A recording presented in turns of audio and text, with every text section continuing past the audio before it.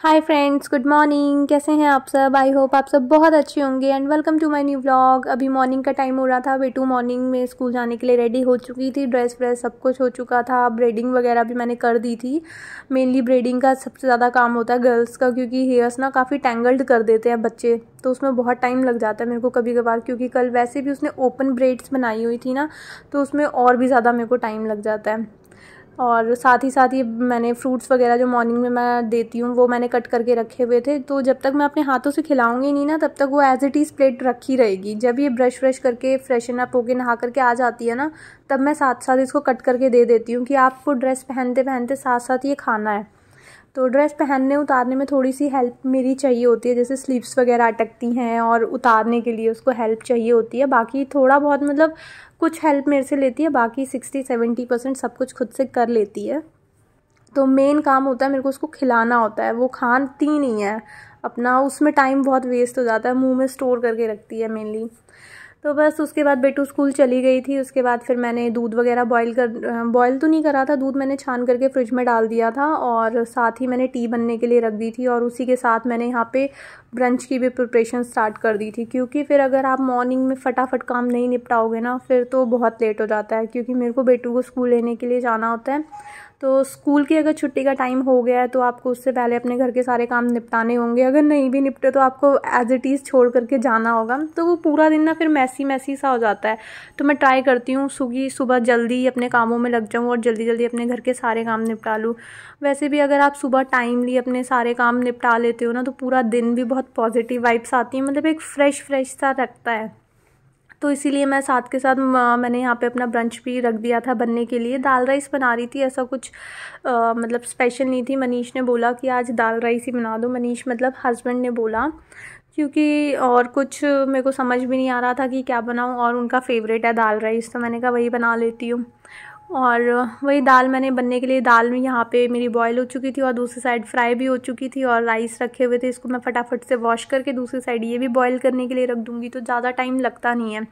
और उसके बाद फिर जो बर्तन वगैरह हो गए थे मॉर्निंग टी के, और हल्का फुल्का जो मैंने उसके लिए दिव्यांशी के लिए बनाया था, पोहा बनाया था मैंने आज उसके लिए, तो उसके थोड़े बहुत बर्तन वगैरह हो गए थे, तो वो मैं साथ के साथ क्लीन करने के लिए यहाँ आ गई थी।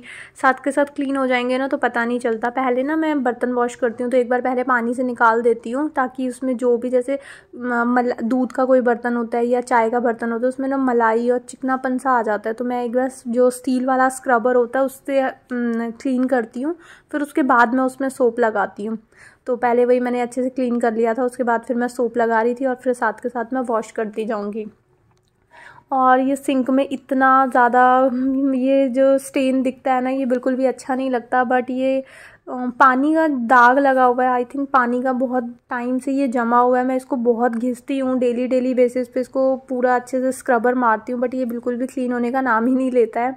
इनफैक्ट मैंने ऑनलाइन काफ़ी सारी वीडियोस भी देखी थी कि पुराने से पुराने ज़िद्दी दाग को कैसे हटाया जाए। उसमें भी जो उन्होंने सब चीज़ें बोली थी, बेकिंग सोडा और उसमें विनेगर और बहुत सारी चीज़ें डाल करके लगाने के लिए बोली थी कि लगा करके आप उसको ब्रश से थोड़ा सा स्क्रब करो, वो सब मैंने करा था, बट ये नहीं हटा। थोड़ा सा लाइट हुआ है, क्योंकि मैंने 2-3 बार करा था तो उससे थोड़ा सा लाइट हुआ है, बट ये बहुत पुराना है आई थिंक, तो इसलिए ना ये बहुत इजीली नहीं निकलने वाला। तो फिर किसी दिन मैं जिस दिन थोड़ा फ्री होंगी, या फिर बेटू के थोड़े अभी एग्ज़ाम्स आने वाले हैं ना नेक्स्ट मंथ, तो मेरे को इतना ज़्यादा टाइम मिल नहीं पा रहा कि मैं ये एक्स्ट्रा कामों में हाथ डालूँ।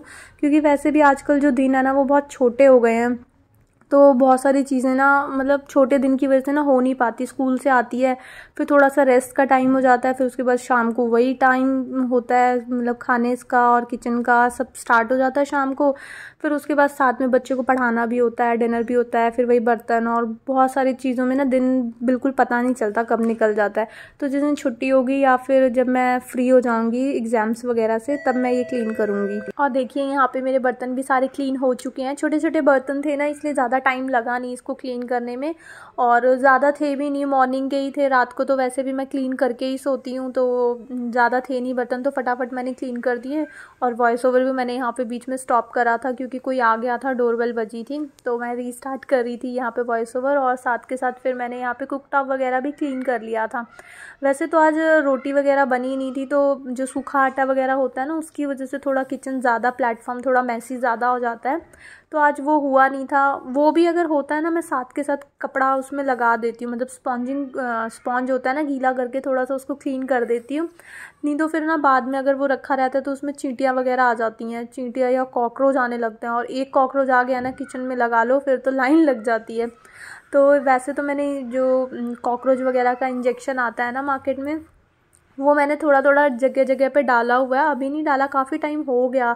जब थोड़ी गर्मियाँ ज़्यादा होती हैं ना, तो बहुत कभी कभी बहुत ज़्यादा कॉकरोच वगैरह आ जाते हैं, और फिर मतलब किचन में कॉकरोच होते हैं ना, तो खाना खाने का बिल्कुल भी मन नहीं करता है, तो वो मैंने डाला हुआ था। और साथ साथ मैं वैसे भी किचन ना क्लीन रखती हूँ, तो किचन मेरी क्लीन हो गई थी। और फिर ये रात के कपड़े वगैरह थे जो कि मैंने उतार के रख लिए थे, क्योंकि वेदर अब चेंज हुआ है ना, तो फिर थोड़ा सा मॉइस्चर सा आ जाता है कपड़ों में। जो अच्छे तरह सूखे हुए कपड़े होंगे ना, धूप में सूखे होंगे, वो शाम तक थोड़े थोड़े ना गीलापन आने लगता है, तो मैंने इसलिए उतार करके ना उनको रात को रख लिए थे। रात को तो फिर मेरा उतारना मतलब फ़ोल्ड करना हुआ नहीं था, तो मैं अभी टाइम मेरे को थोड़ा सा मिला था, तो मैंने फिर फ़ोल्ड कर लिए थे। और उसके बाद फिर मैं यहाँ पे मनीष के शूज़ थे, वाइट थे, तो मैं वॉश करके आई थी, तो मैंने धूप में डाल दिए थे सूखने के लिए। वाइट शूज़ होते हैं ना, वो 1 या मैक्स टू मैक्स 2 टाइम ही यूज़ होते हैं, बाहर जाते हैं जैसे ही मतलब गंदे हो जाते हैं 1 से 2 बार पहनने के बाद ही, तो वो रेगुलर बेसिस पे ना बड़ी फ्रिक्वेंटली वॉश होते हैं। जो थोड़े डार्क कलर्स के होते हैं ना, उनको इतनी ज़्यादा दिक्कत होती नहीं है, बट वाइट शूज़ बहुत जल्दी गंदे हो जाते हैं, तो मैंने इसलिए क्लीन कर दिए थे। और फिर उसके बाद मनीष चले गए थे ऑफिस, और उसके बाद फिर मेरे यहाँ पे क्लीनिंग वगैरह का काम शुरू हो गया था। क्लीनिंग का काम ना, जब घर पे कोई नहीं होता ना, जब आप मतलब सब चले जाते हैं अपने अपने कामों में, उसके बाद ही एक परफेक्शन और अच्छे से हो पाता है मेरे से। तो बस ये रात को हमने कंफर्टर लिया हुआ था, क्योंकि यहाँ पे अब हल्की हल्की विंटर स्टार्ट हो चुकी हैं। रात को ना बड़ी ठंडी सी हवा चल रही थी, तो मैंने इमीडिएट निकाला था। इससे पहले तो हम जो वो वाली एसी ब्लैंकेट होता है ना, वो ले लेते थे, बट रात को ना थोड़ी ठंडी हवा सी चल रही थी, तो विंडो से थोड़ी हवा आ रही थी। मैंने कहा रात को ठंड लगेगी, और बच्चा छोटा है ना, वैसे भी मनीष को कोल्ड हुआ है, तो वैसे भी वो जल्दी इन्फेक्टेड हो, तो मैंने इससे पहले कि कंफर्टर निकाल देती हूँ। और साथ साथ मैं उसको स्टीम भी दे रही थी। पता नहीं कल क्या हुआ, मैं रात को उसको स्टीम देने लगी और अचानक स्टीमर ख़राब हो गया, उसमें थोड़ा सा स्मोक वगैरह, धुआं वगैरह आया, और फिर वो चला ही नहीं। और उसके बाद फिर मेरी बेडशीट वगैरह झाड़ना हो गया था। कंफर्टर वगैरह ना मैंने रख दिया था। वैसे तो पहले मैं जो बेड होता है ना, मतलब जब ज़्यादा विंटर्स आएगी तो वो बेड की साइड में ही रख लेती हूँ, बट अभी ऐसा नहीं है कि दिन में भी हमें डाल करके सोना पड़े। तो फिर बच्चों वाला घर है ना, जैसे ही बच्चा आता है बेड पे उछल कूद करना और टॉयज़ वॉयज़ फैलाना, तो वो ना गंदा जल्दी हो जाएगा, इसलिए मैंने उठा करके साइड में डाल दिया था।